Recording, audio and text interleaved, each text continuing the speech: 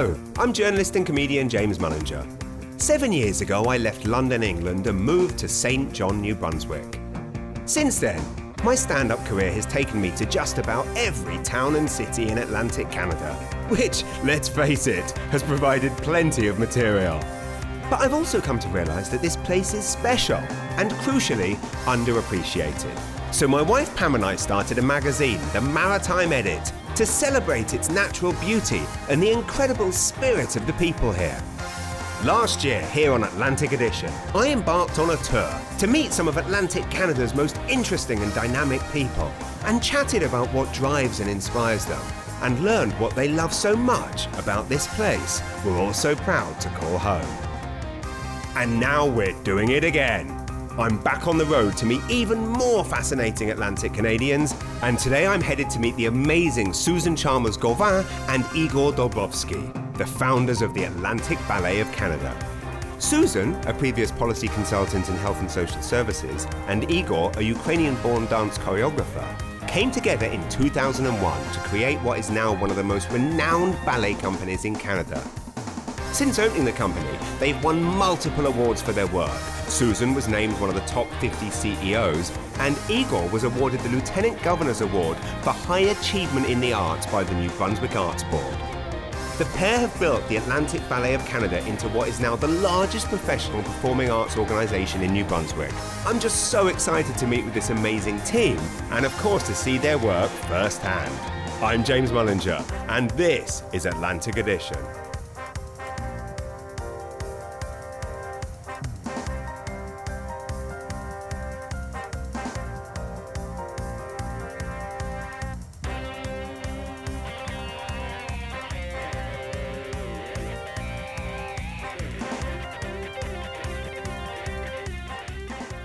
Hello there. Today I'm very excited because I'm on my way to see something absolutely spectacular.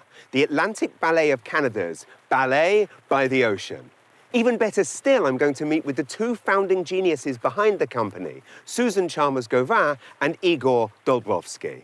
I'm about to arrive at Susan's seaside summer home here in Grand-Digue, New Brunswick, where last year Susan, Igor and their team turned COVID lemons into lemonade, establishing Ballet by the Ocean, combining the beauty of coastal New Brunswick with the beauty of world-renowned ballet. I can't wait to learn about their 2 decades of incredible projects, what inspires them, plus they've invited me to stay for one of their final oceanside performances of the summer. Here we go.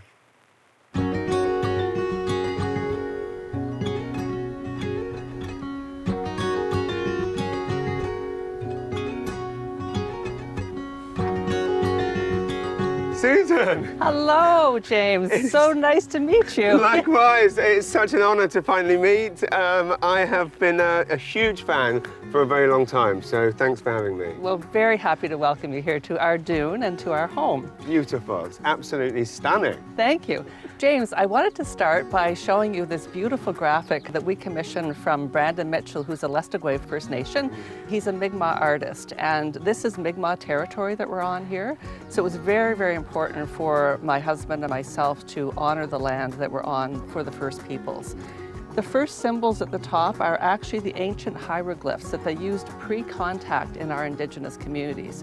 And what the hieroglyphs say are coming together, because we are gathering here together, with great care. And why great care? Because this is a time of reconciliation. This is a time of caring about the environment, about the land. So with great care, and then for the future. So his idea was this is reconciliation of both communities and cultures for the future. That's so stunning and so important, and what an amazing way to welcome people as they come here to have this, you know, incredible and moving performing arts experience, but also in, let's face it, one of the most beautiful places in New Brunswick. Well, thank you. Well, we're happy that you're here for Ballet by the Ocean, but would you like to come in and see the home? I would love to. Thank you so much. Awesome. Okay.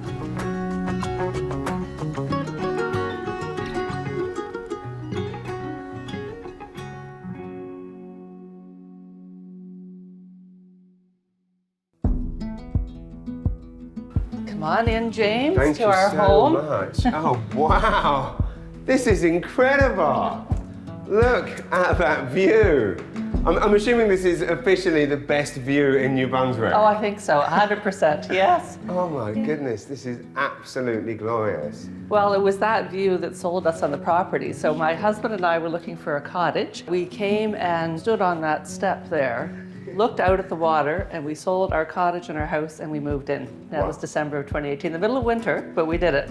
Must be quite a glorious 2.5 years of peace and tranquility with a view like that. Oh no, it's wonderful. I sit in a chair for hours and just look out at the water. So I did want to tell you a little bit about the property though, because beyond what you see here, it's quite a unique space that we've purchased.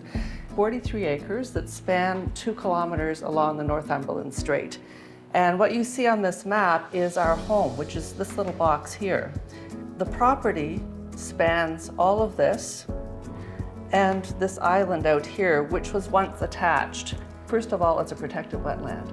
So there's 62 species of birds that we've counted so far that are living with us on the land. Wow, so 62 and counting. And counting, absolutely, yeah. And it's an ecosystem that changes constantly. So, and you know, from one week to the next, the landscape changes. The name Grand-Digue comes from long dike.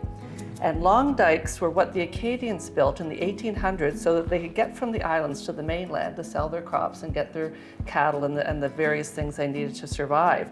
And that became the name Grand-Digue. And those ancient dikes are on our property out here. For the last 2.5 years, do you feel that you've been more kind of creative since you've been here? Well, you're here for Ballet by the Ocean, and that emerged from this actual location. Right. So I think that maybe it has contributed to creativity. I want to tell you a little bit about the other buildings on the property. So up here is a 1-bedroom apartment, and that has become a home to artists in residence. So Jeremy Dutcher was up there, many choreographers stayed there, and there's a studio that we'll see when we step outside just over here. It's winterized, it's a lovely spot. We also have a statue, I'll show that to you when we get outside.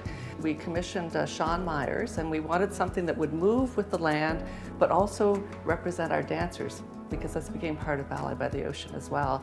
What was lovely was we had an elder visit us, and when she came around the corner, she took one look at the statue and stopped, and she said, "Susan."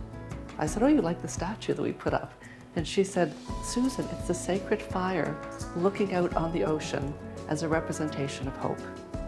So it gives me chills when I talk about it. Well, it's an incredible honor to be here, and again to be in the place, the home that is the haven of creativity, but also with the best view in New Brunswick, if not the world. I can't thank you enough for having me here. It's a joy. Yeah. Well, good. So let's take a walk outside now, and I've invited Igor to join us. Beautiful. I'm a big fan of his work too, so I can't Wonderful. wait. Okay.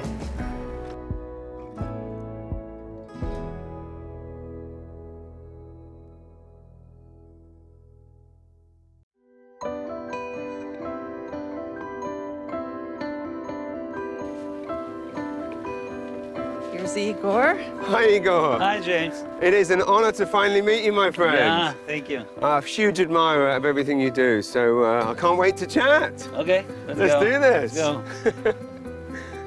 Well, we are certainly in paradise. That is indisputable. Can you tell me a bit about what is happening here today? Well, this is an experience that evolved out of the pandemic completely.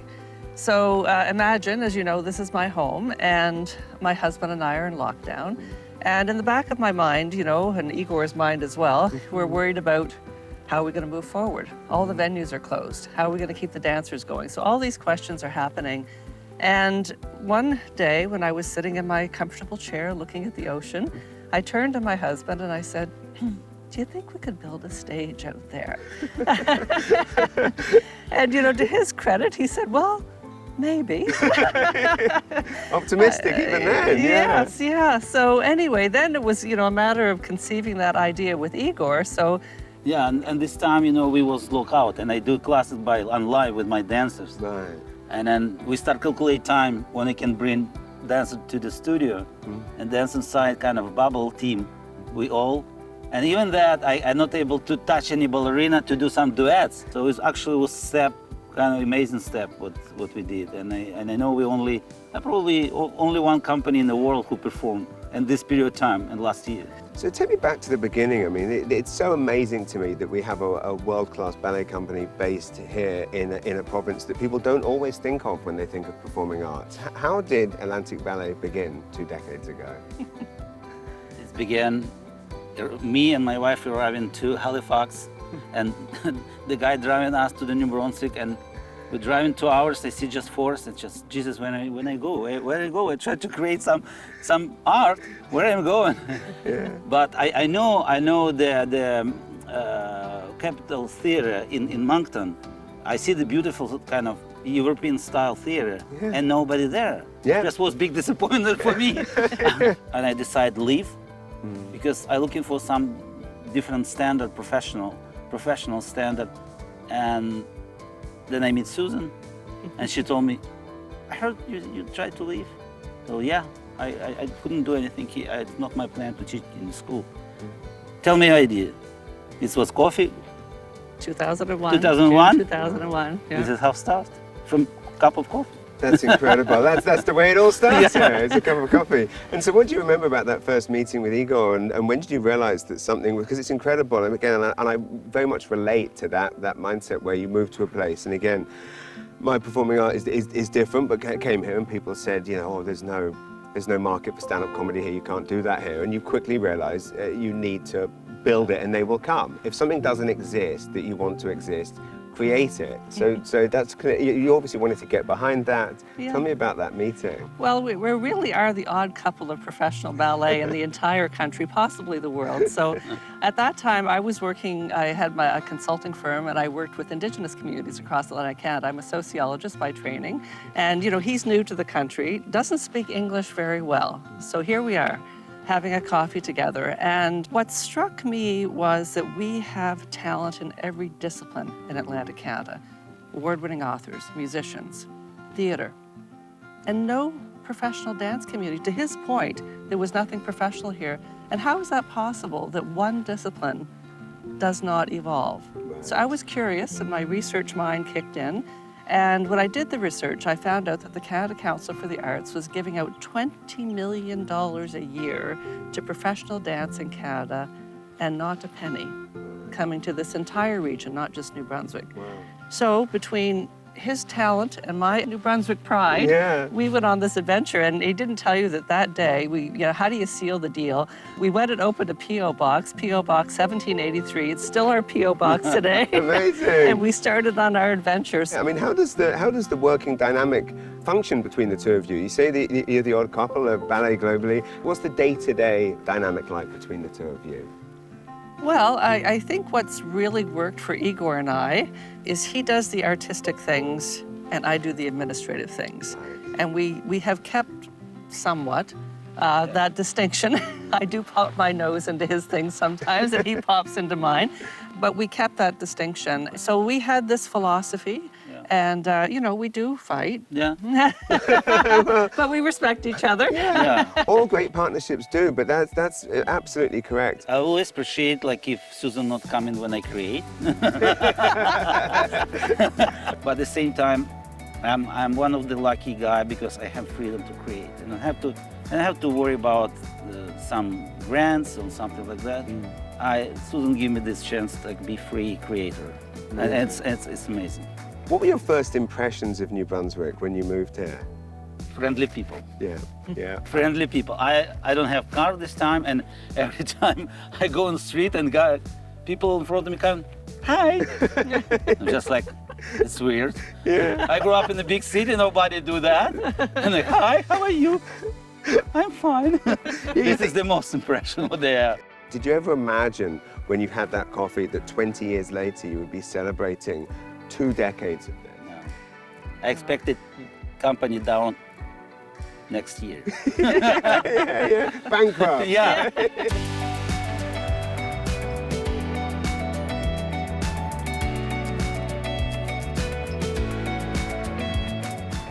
I mean, what are some personal highlights for each of you for the first 20 years? One of the personal highlights for me, he's created 70 ballets. Wow. 70. But the one that I thought he was really crazy was King Lear. Oh, yeah? Yeah, huge production. And I thought, no way, you know, no way is he gonna pull this off. He's pulled everything else off, but I'm not sure about that. Yeah. And I'll never forget sitting at the Capitol Theater and seeing his interpretation, and it was just brilliant. You bring a tear to the eye. Well, it was, I couldn't believe, literally, I was saying, you gotta be kidding me. I mean, this is absolutely brilliant. Such a complex story. And so King Lear was a big highlight for me. It's for me too, because it's my long-term dream to create. I want to talk also a little bit about Ghosts of Violence. So in 2009, we were approached, Igor was approached to honor 23 women murdered at the hands of their partner in New Brunswick. Igor read the stories, read all the stories, and he went off and locked himself in his office. And I thought, well, he's going to emerge. He's either going to want to do this or not. He came out and he said, I want to do this. I want to give a voice to these women who are no longer with us. And I want to call it Ghosts of Violence, because that's what they are. Yeah. We took that performance to 44 communities across Canada. We partner with women's groups, but survivors, the meaning of that to the survivors, they stood up at every performance and told their stories. Randomly from the audience, we'd have a talk back, and women, we could have been there for hours and hours. It was profound to see the impact of ballet on a social subject on people. And that really changed our thinking about who we were in the community and what role we could play in community beyond just entertainment. Totally. And the ballet sessions, was that born out of that idea of reaching people kind of everywhere? Yeah, that was a beautiful pitch to the Department of Tourism. Gorgeous. I mean, so talk about like a win-win-win-win-win for everyone. Yeah. How did that kind of come about? Well, that was a combination with Greg Hemmings and the ballet. Mm-hmm. So we made this pitch that why don't we showcase beautiful province that we have by putting our ballet dancers out there with live music. Jeez. Yeah, you know, like I remember this time I go to airport in Montreal and I see a huge poster like says New Brunswick and Big Lobster there. I am just like, come on, it's not all about that. Oh, I could not agree more. I mean, that was my number one thing. I moved here 7 years ago, and I couldn't believe that when I would go elsewhere, all I would see was lobsters and lighthouses. And I love both of those things, but neither of them are reasons why I moved here, and neither of them are reasons that I stay. Tell me about some of the ideas that you came up with for the ballet sessions. Oh, it's amazing.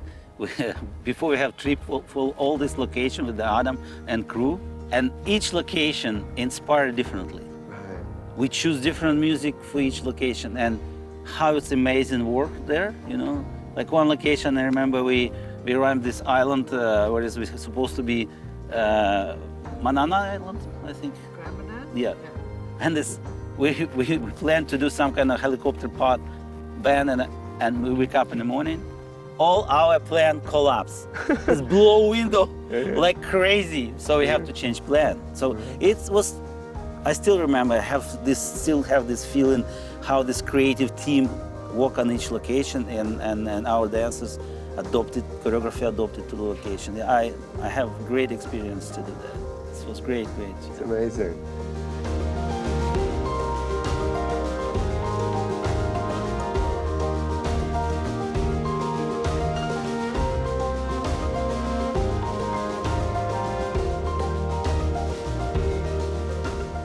I mean, what are your memories of last year's shows, and what were the surprises, either the pleasant surprises or indeed the unpleasant ones? Every time, like I standing in the deck and there's some trees, and then soon we start some certain section of Vivaldi, the bird pick up and start singing. Wow. Very close to the melody.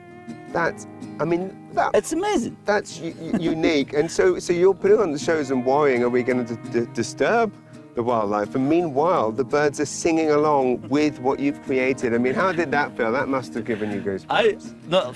First day I thought it's just like, it's not true. Every single performance, and this year as well. Wow. The birds should be credited on the poster, really, because they are part of the show. Honestly, I couldn't be more honored to be here and to meet you both, and I honestly could not be more excited to finally see this incredible production here tonight in like I say, the most beautiful place in New Brunswick, which by default makes it the most beautiful place in the world. Thank you so much. Yeah, thank We're you. looking Yeah. forward to this Yeah. evening as well. Yeah. I know you've both got lots to do, so I will let you get everything prepared, and then we will reconvene after the show. Yeah. Super. Happy days. Let's do this.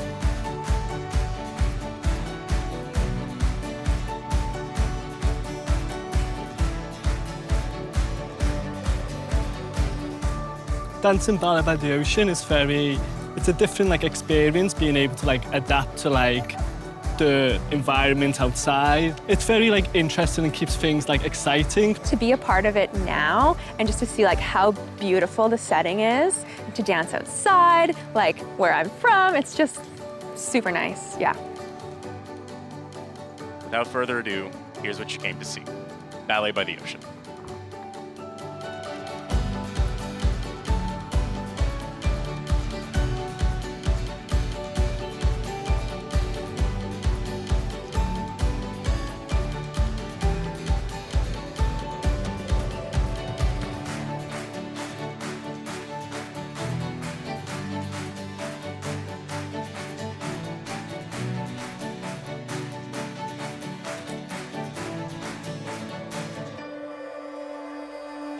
Ladies and gentlemen, your Atlantic Ballet, Atlantic Canada.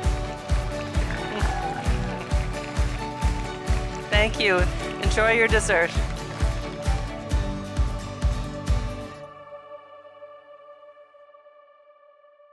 Well, firstly, congratulations on an incredible show. I had extremely high expectations, having heard so many spectacular things from people, but it exceeded all of them. I mean, how do you feel after a show like this?